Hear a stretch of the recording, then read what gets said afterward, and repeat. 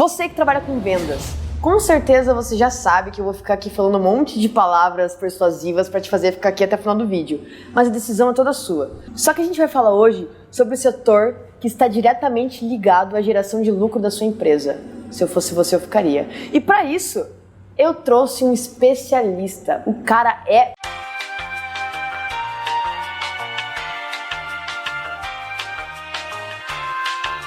Ricardo Vasco, seja muito bem-vindo ao nosso Leads2B Talks. Fale um pouquinho pra gente, Ricardo, o que você faz aqui na Leads2B? Bom, meu nome é Ricardo e eu cuido dos abacaxi que dá no comercial. Basicamente é isso. Brincadeiras à parte, eu sou gerente comercial aqui da Leads2B e sou responsável por cuidar de todo o fluxo lá do MQL até a venda dentro da operação da startup Leads2B. Bom, o Ricardo trabalha como head, né, no Inside Sales, o cara é... E eu sou a pessoa que fica no marketing ali, né? Brincadeira, pessoal. Tem uma função muito interessante na minha empresa. Sou responsável, junto com o meu lindo setor de marketing, pela aquisição de leads por inbound marketing, né? Vocês sabem a diferença de inbound marketing e outbound, porque a gente já explicou no último vídeo. E agora, o que a gente quer saber de fato, Ricardo, é assim, a gente recebe o lead no inbound, certo? Mas não dá pra eu pegar aquele lead que chega ali e passar direto pro vendedor. Porque ele muitas vezes não está qualificado, né? E existe um processo ali, uma ponte entre esse MQL e esse SQL. O que exatamente é esse processo, né?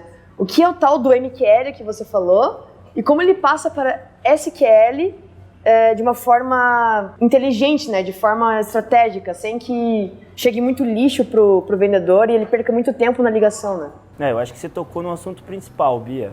Primeiramente, a questão aqui é que o vendedor dentro de uma empresa é muito requisitado.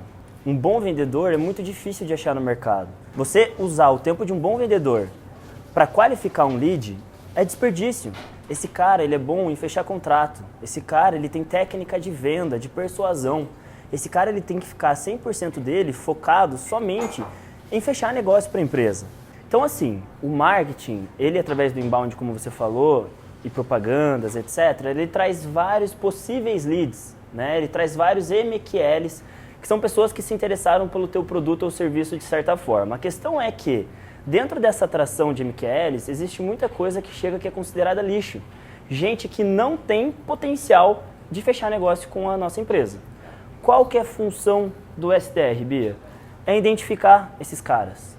É você, através de uma conversa breve, ver se ele tem realmente potencial e requisitos que são necessários para evoluir uma negociação e aí sim, um vendedor capacitado negociar e fechar esse contrato. Então, nesse caso, o SDR ele seria o que liga o marketing, que trouxe o lead, ao vendedor, sem que ele seja jogado diretamente para o vendedor, para que ele não perca tempo. Exatamente, exatamente. E assim, o SDR, né, a gente não está falando de algo muito complicado.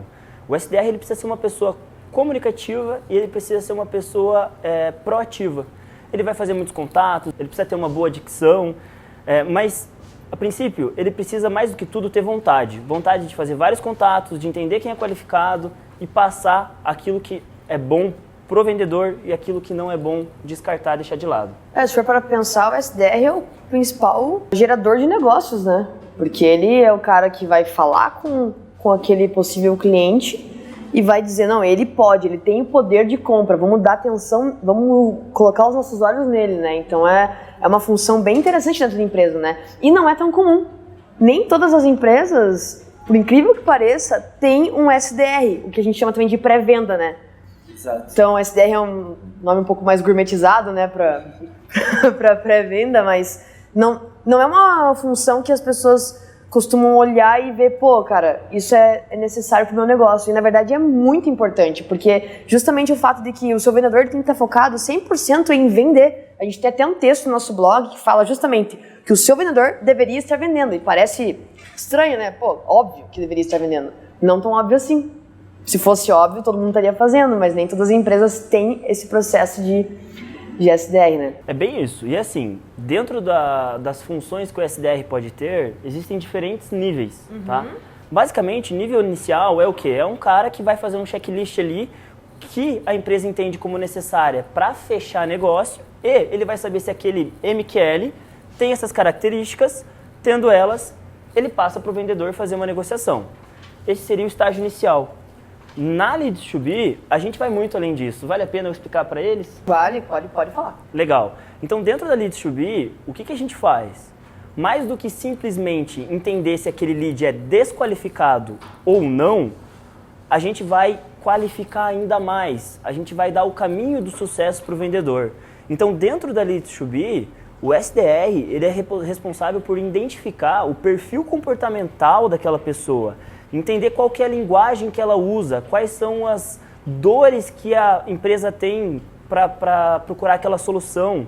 Não é simplesmente pegar o telefone e iniciar um contato, ou pegar e mandar um e-mail do nada. Tem todo um estudo por trás antes de iniciar essa abordagem, né? Qual você acha que seria o primeiro passo assim, que um SDR deveria tomar antes de iniciar qualquer tipo de contato com um possível cliente? Legal, eu acho que assim, primeiro de tudo, ele precisa fazer um estudo pré-call. Então, antes dele ligar, ele consulta o site daquela pessoa que caiu ali como MQL, ele vê qual que é o produto ou serviço que ele comercializa, ele dá uma olhadinha, né, entende qual que é a situação, da onde que ele está falando, que cidade é, estado, para ele conseguir ter fazer com que o início de conversa flua.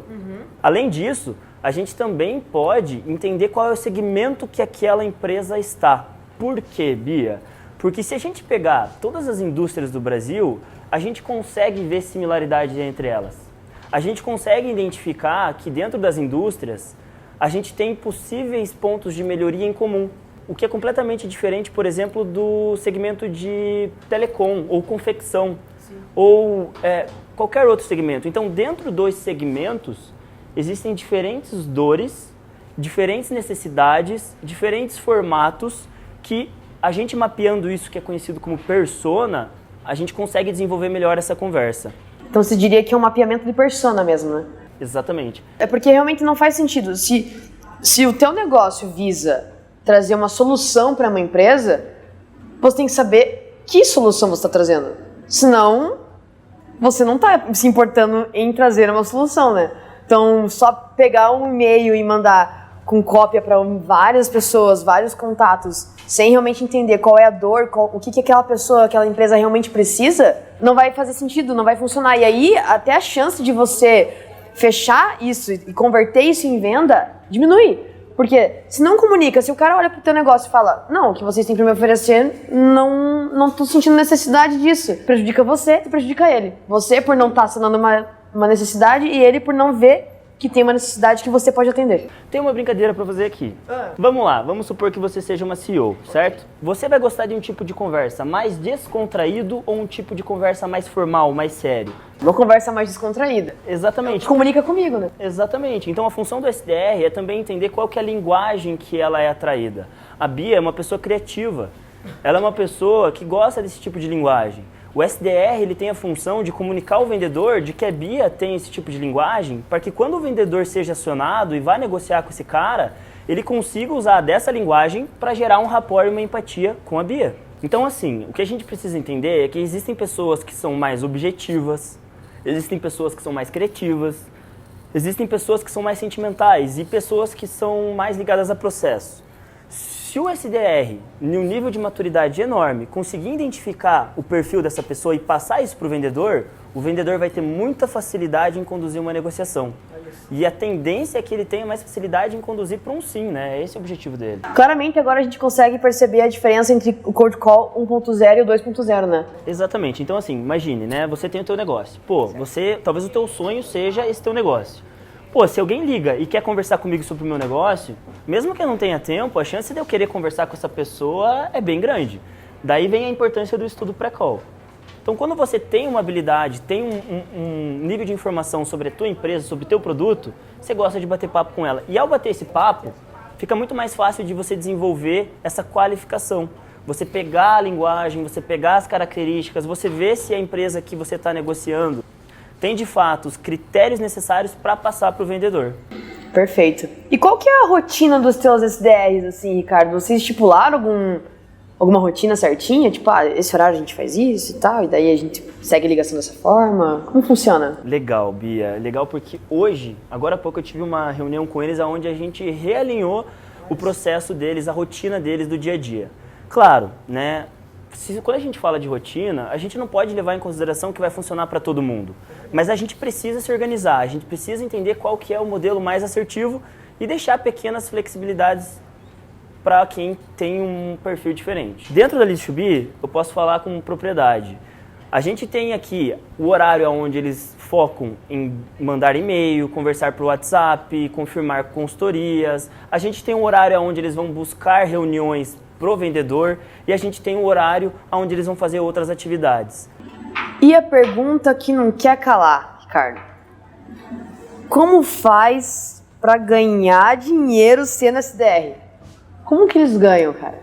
Legal. Então, assim, primeiro, né? Quando você está falando de comercial, independente de ser vendedor ou SDR, a gente tem que motivar as pessoas através de comissão. Então, mesmo ele sendo um SDR, ou seja, ele não fecha venda nenhuma, ele precisa ganhar. Existem dois modelos bem comuns que a gente encontra nos departamentos de Inside Sales, que são o que ganha por reunião agendada para o vendedor e o que ganha por contrato que for fechado pelo vendedor, mas que teve a participação do SDR. E aí varia, você pode criar a comissão de acordo com aquilo que você tem dentro da política da empresa. Mas é importante você também ter uma comissão para o SDR. Legal, Ricardo. Espero que isso realmente tenha ajudado vocês a entenderem como funciona um processo de tornar um lead de MQL para SQL, como funciona um SDR também, que é a ponte entre isso, né, esse processo todo. Então, Ricardo, muito obrigada pela tua presença aqui. Se quiser falar mais alguma coisa. Eu que agradeço. Pô, maneiro o quadro que você criou, Bia. Deve ser muito legal trabalhar aqui no marketing da Leads2B. E é isso, galera. Fiquem de olho aí que toda semana, todo mês, a gente está produzindo conteúdo novo que vai agregar dentro da tua empresa. A ideia é trazer outros especialistas aqui também, para a gente bater papo e saber como está sendo a realidade das empresas para que todo mundo cresça junto, não é mesmo? É isso. É isso.